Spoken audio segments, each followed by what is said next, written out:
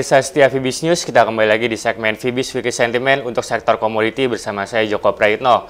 Seperti kita ketahui bersama, dalam sepekan terakhir pergerakan harga mayoritas komoditi cenderung mengalami pergerakan yang fluktuatif.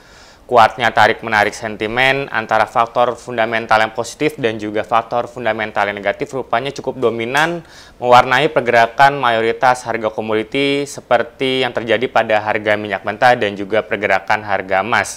Mari kita lihat beberapa faktor fundamental apa saja yang mengaruhi pergerakan harga minyak mentah dan juga emas.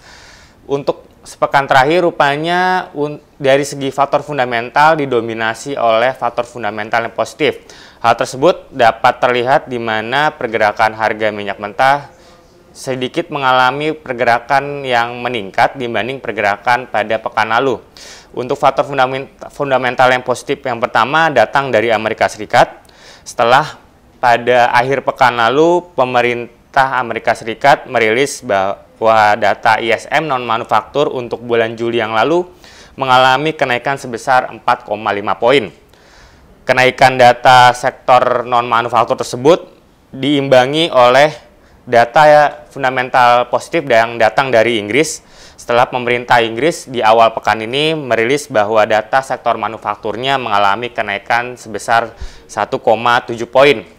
Naiknya data non-manufaktur Amerika Serikat dan juga naiknya data manufaktur di Inggris rupanya semakin memberikan sebuah sentimen yang positif bagi sektor real di kedua negara tersebut. Pasar juga yakin bahwa baik data non-manufaktur maupun data manufaktur di negara-negara industri besar diperkirakan akan masih mengalami kenaikan setidaknya sampai dengan akhir tahun 2013. Sedangkan untuk data fundamental positif yang ketiga kembali datang dari Amerika Serikat.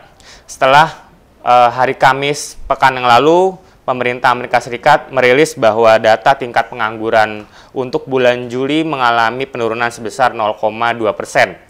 Penurunan data tersebut cukup mengejutkan mengingat sebelumnya banyak pengamat memprediksi bahwa data tingkat pengangguran akan tetap stabil di level 4,7%.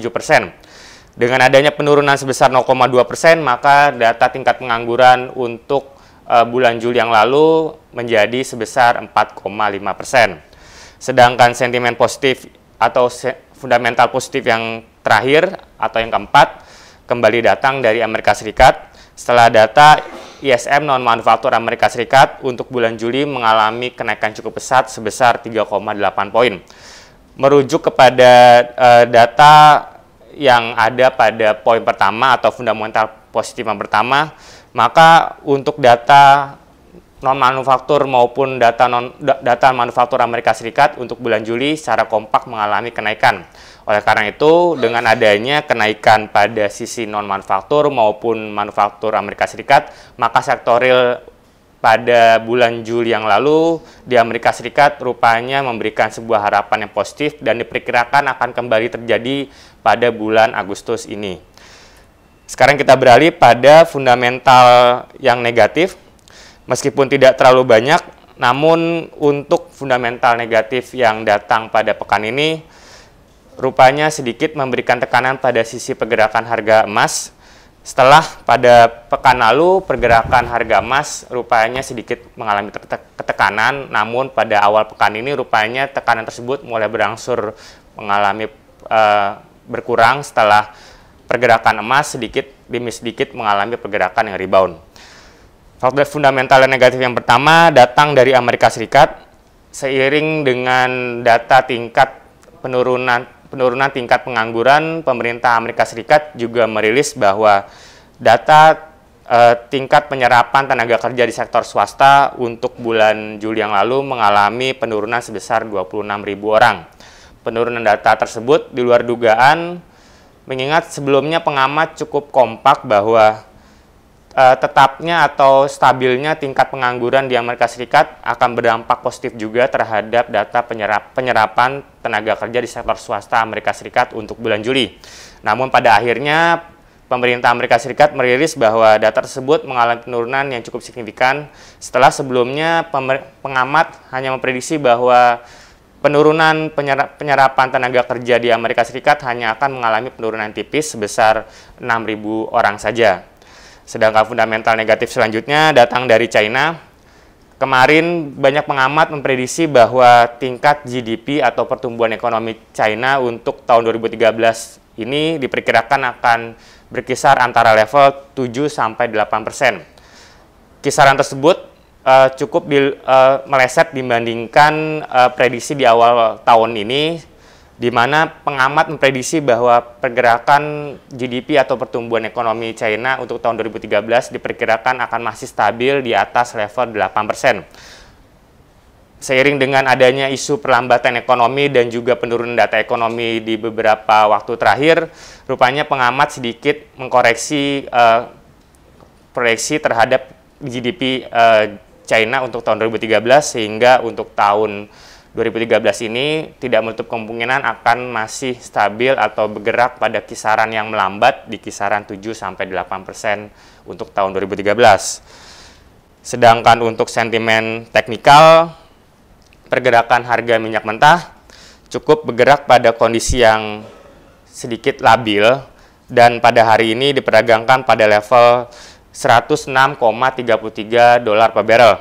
Seperti kita bisa lihat pada chart berikut, pergerakan harga minyak mentah sebenarnya masih bertahan pada kisaran yang cukup positif antara level 105 sampai dengan 107 dolar per barrel yang merupakan level tertingginya sejak 3 pekan terakhir.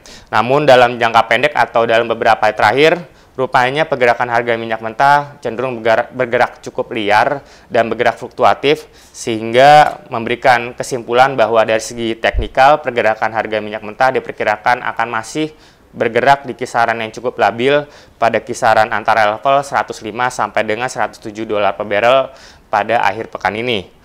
Lalu bagaimana dengan pergerakan teknikal emas? Emas pada hari ini cukup mengalami kemerosotan yang cukup tajam, di mana semalam pergerakan harga emas sempat menyentuh level 1.300 dolar per troy ounce. Namun pada siang ini harga emas rupanya mengalami kemerosotan yang cukup besar, di mana pada saat ini atau siang ini harga emas diperdagangkan pada level 1.294,8 dolar per troy ounce. Dari segi beberapa indikator teknikal seperti relative strength index, pergerakannya juga kembali mengarah ke level 30. Oleh karena itu, pergerakan harga emas untuk pekan ini diperkirakan akan masih berpeluang mengalami penurunan seiring dengan adanya potensi kenaikan indeks dolar terhadap beberapa mata uang mayoritas. Oleh karena itu, dengan adanya potensi tersebut, maka permintaan baik pada sektor retail maupun pasar berjangka emas diperkirakan akan mengalami penurunan. Sedangkan untuk tabel sentimen pada pergerakan harga minyak mentah, kondisi bearish diperkirakan akan masih terjadi pada sisi fundamental, sedangkan pada sisi kondisi teknikal pergerakannya masih berpeluang mengalami bullish. Sedangkan pada kondisi tabel sentimen pergerakan harga emas diperkirakan akan masih cukup kompak bergerak pada kondisi bullish baik sisi fundamental maupun sisi teknikal. Baik pemirsa, demikianlah tadi proyeksi atau perkiraan terhadap pergerakan harga minyak mentah dan juga emas untuk pekan ini. Semoga bermanfaat, selamat merayakan Hari Raya Idul Fitri untuk Anda semua, dan salam Fibis.